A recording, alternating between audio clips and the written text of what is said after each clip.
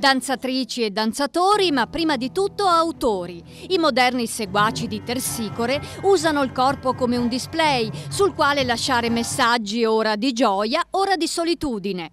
È il caso dei raffinati talenti presentati a Mogliano dal Festival A Piede Libero. In questa quinta edizione lo spettacolo non si è limitato al palcoscenico, ma è sceso in piazza fra la gente. Per la prima volta c'è una sezione in urbana, che vuol dire che oltre agli spettacoli serali in Piazzetta del Teatro c'è stata una parte che abbiamo organizzato nella piazza centrale, dove abbiamo portato la danza alle persone, e quindi non semplicemente portato le persone in teatro, ma portato la danza in strada.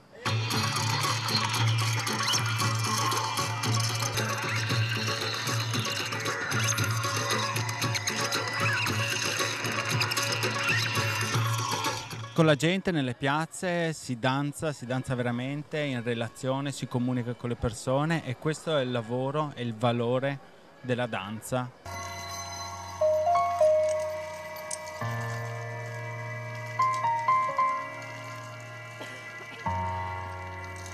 In questo solo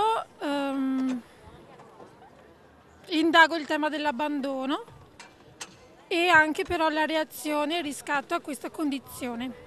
Per me la cosa importante rispetto al senso della danza è la comunicazione. Tutti molto originali e spiritosi gli assoli proposti da Mogliano Danza 2010.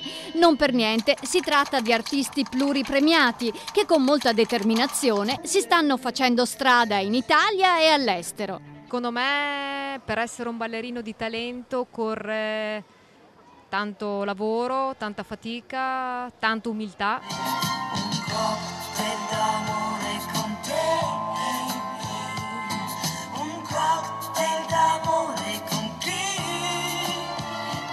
E tra le varie performance, quella più spiazzante è stata A Corpo Libero di Silvia Gribaudi, una riflessione semicomica sul proprio essere felicemente inadeguati ai più comuni standard. Questo pezzo ha avuto la fortuna di vincere il premio nel 2009 della Giovane Danza d'Autore Veneto, e quindi mi ha dato anche l'opportunità di circuitare in un circuito internazionale. Quindi è stato per me un anno importante, perché rispetto a anni fa, io adesso ho 36 anni, ho avuto la possibilità, dopo 15 anni di lavoro, di potermi comunque confrontare con un primo lavoro autobiografico e d'autore, sia a livello nazionale che internazionale. Quindi insomma adesso per me è un nuovo punto di partenza,